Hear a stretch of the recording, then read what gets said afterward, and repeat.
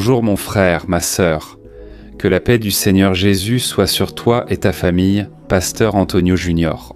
J'espère que cette nuit, le Seigneur parlera à ton cœur, que tu oublieras un peu les problèmes et trouveras le repos dont tu as tant besoin. Pour cela, je vais apporter un message qui va ouvrir tes yeux concernant ta destination finale.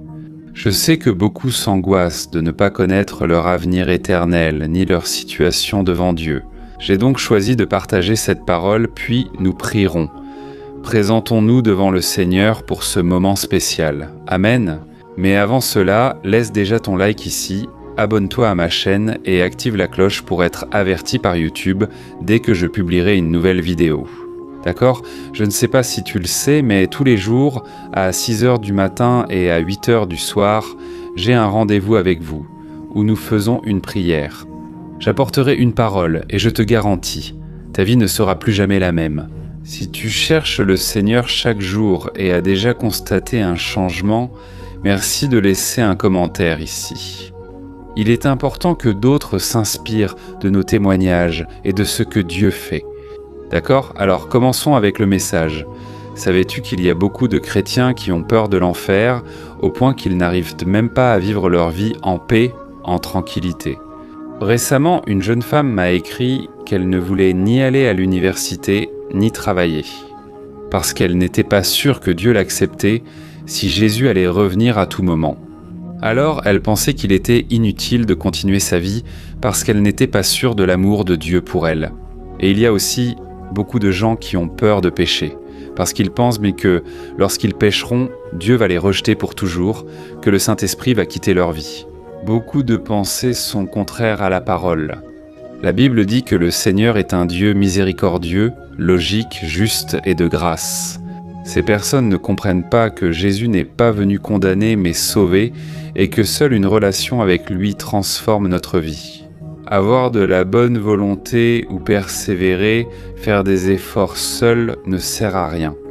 Nous devons prier, chercher dans la parole et laisser le Seigneur renouveler notre esprit, car ainsi la Bible dit que nous serons transformés. Alors sachez une chose, le Seigneur n'a pas créé l'enfer pour nous. Il a été créé pour Satan et pour ses anges. Et Dieu n'a jamais eu l'intention d'envoyer une seule personne dans un lieu de tourment, car il a déjà prouvé qu'il les aime. Il a prouvé qu'il nous aime en envoyant son Fils Jésus pour payer la dette de notre péché, mais il nous a aussi donné la capacité de choisir. Mon frère, pour aller au ciel, repens-toi de tes péchés et crois en Jésus comme ton sauveur. Croire qu'il est ressuscité d'entre les morts. Et, à partir de là, commencer à suivre ses enseignements. Dès lors, demande au Seigneur de transformer ta vie chaque jour. C'est par la prière, les louanges, les prédications et ta recherche quotidienne que le Seigneur te façonnera. Il te rendra plus semblable à Jésus. Au fur et à mesure que tu affrontes les défis de la vie, au fur et à mesure que tu fais face aux épreuves, au fur et à mesure que tu vis avec les autres, le Saint-Esprit travaille tout cela dans ta vie.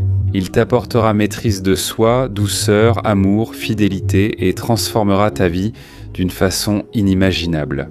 Quand je regarde mes photos à 18 ans, avant ma conversion, je vois que j'étais une autre personne, car je suis totalement différent aujourd'hui. C'est exactement ce que Jésus dit. Nous devons naître de nouveau, naître de l'Esprit. Donc, c'est quelque chose qui va changer radicalement ta vie. Il n'est pas possible de donner ta vie à Jésus sincèrement et que ta vie reste la même. Ce n'est pas possible. Bien sûr, tu es transformé jour après jour, tu te libères des péchés avec le temps. C'est un processus et nous ne devons pas nous frustrer lorsque nous n'arrivons pas à marcher de la bonne manière.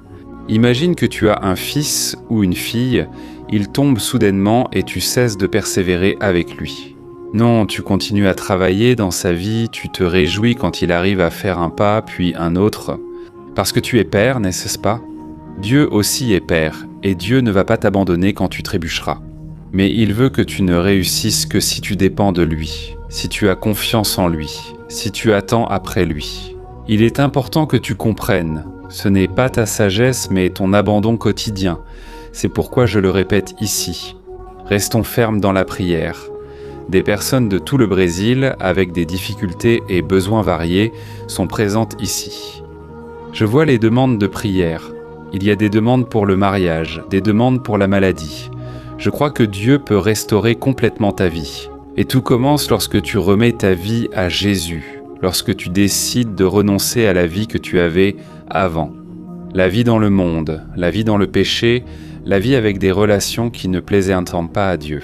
Tu choisis maintenant de marcher avec des personnes qui t'apportent et t'aident à rester ferme avec Dieu, alors tout change. Tu ne peux plus porter les mêmes vêtements. Maintenant, tu veux plaire au Seigneur et non pas faire en sorte que les autres te convoitent. Tu vois, le changement commence de l'intérieur. Tu n'as plus envie de mentir, tu n'arrives plus à tricher, tu n'arrives plus à faire quelque chose qui nuit aux autres. Car désormais, l'amour de Dieu va tellement remplir ta vie que tu pourras pardonner ton ennemi et prier pour ceux qui te persécutent. Jésus est venu nous enseigner cela. Si possible, lis chez toi Matthieu, chapitres 5 à 7. Tu verras que Jésus y enseigne le sermon sur la montagne, base de la vie chrétienne. Si tu veux savoir comment plaire à Dieu, lis Matthieu, chapitre 5, chapitres 6 et 7. À la fin du chapitre 7, Jésus conclut le sermon sur la montagne par une parabole. Et il a dit « Celui qui entend ces paroles et les met en pratique est semblable à un homme qui a construit sa maison sur le roc. Et alors sont venus les vents forts, la tempête, les grandes eaux contre cette maison, et elle laisse rester intacte, debout, parce qu'elle était sur le roc. Mais ceux qui entendent ces paroles-là, du sermon sur la montagne, et ne les mettent pas en pratique, sont semblables à quelqu'un qui a construit sa maison sur le sable. Puis vinrent les vents forts, la tempête, la pluie, et sa ruine fut grande. Je sais que cette parole s'accomplit encore aujourd'hui, elle est éternelle. En obéissant au commandement de Jésus, rien ni personne ne peut t'éloigner de la présence de Dieu, pas même le diable, les gens ou le péché. Amen. Parce que Dieu sera avec toi, Dieu va te fortifier chaque jour, il sera ta protection. Et Jésus a dit, « Si vous demeurez en moi et que mes paroles demeurent en vous, demandez ce que vous voulez et cela vous sera accordé. » Alléluia. Alors mon frère, la chose principale dans ta vie, c'est ta relation avec Jésus. Aller à l'église ou aux veillées ne sert à rien sans une vie avec le Christ.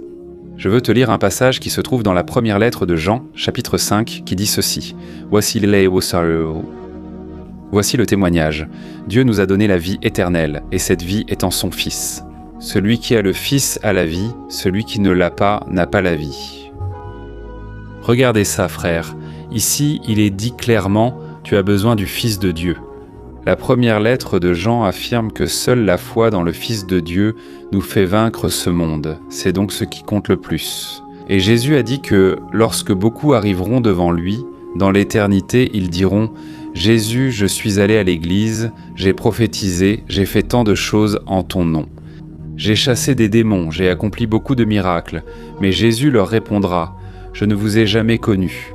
Éloignez-vous de moi, vous qui commettez le mal. » Alors, Jésus voulait montrer avec ce passage que beaucoup de personnes parlent de Jésus du bout des lèvres. Il n'y a pas de changement de vie.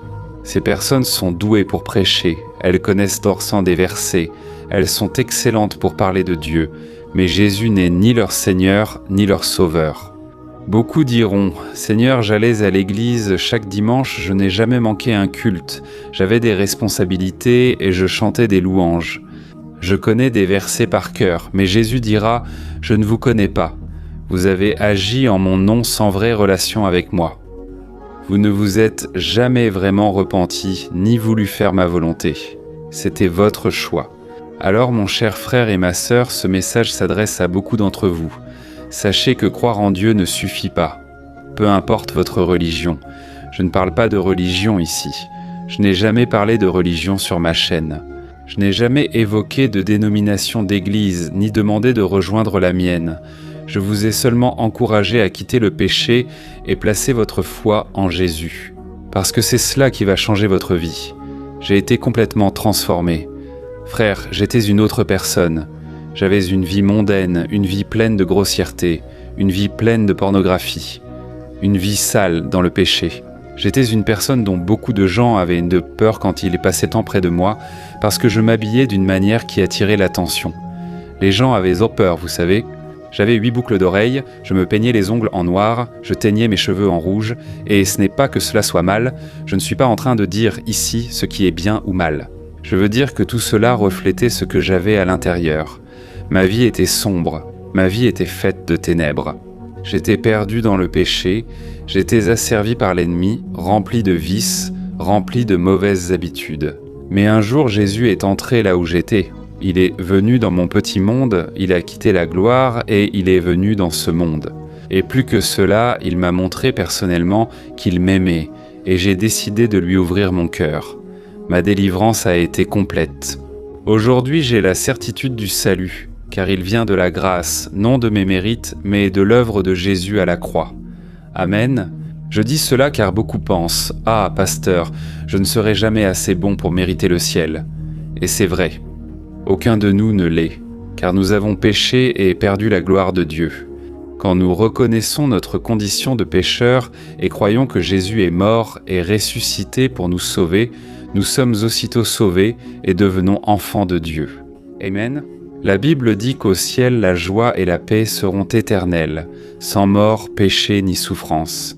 C'est donc notre plus grand espoir.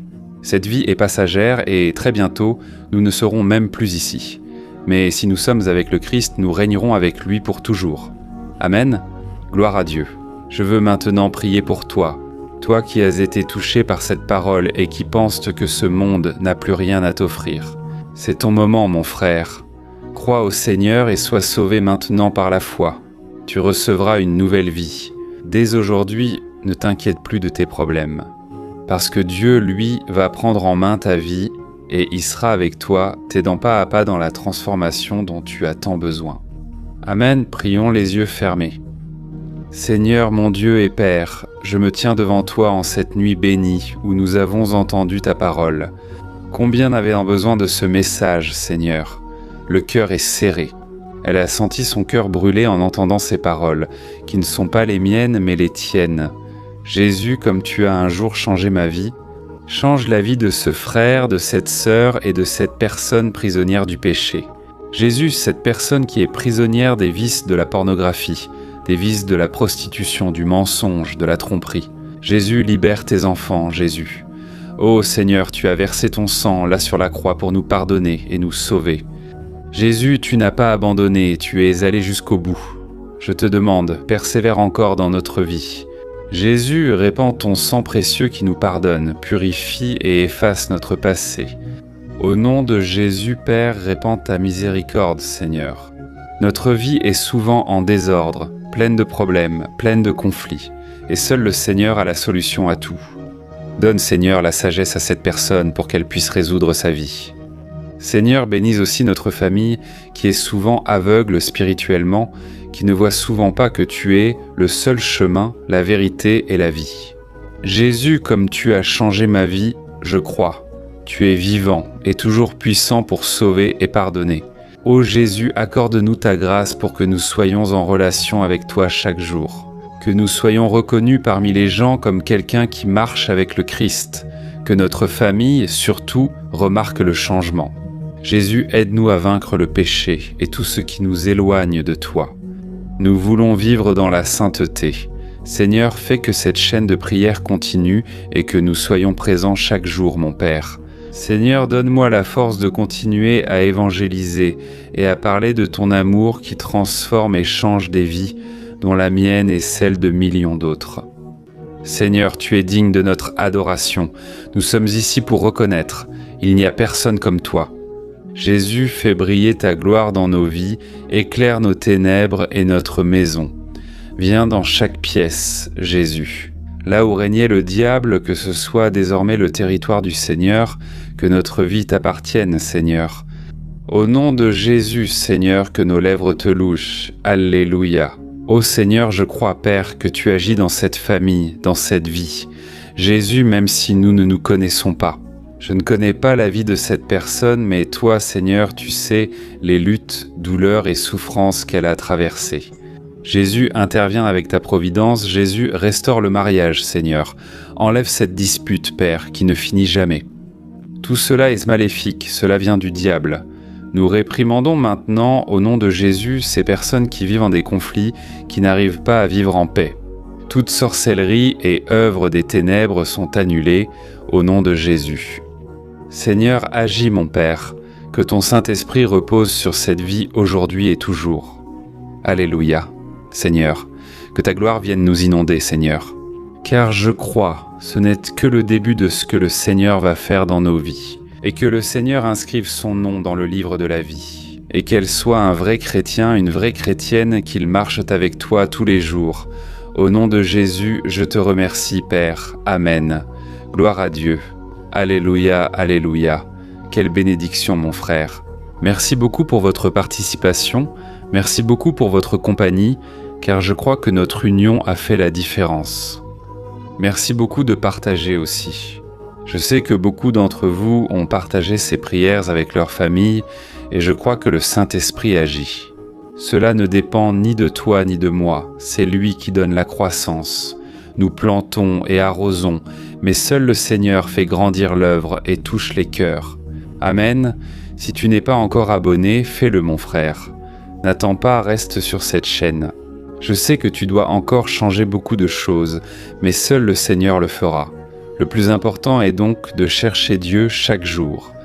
Amen, Pasteur Antonio Junior, à bientôt dans la prochaine vidéo. Grande accolade.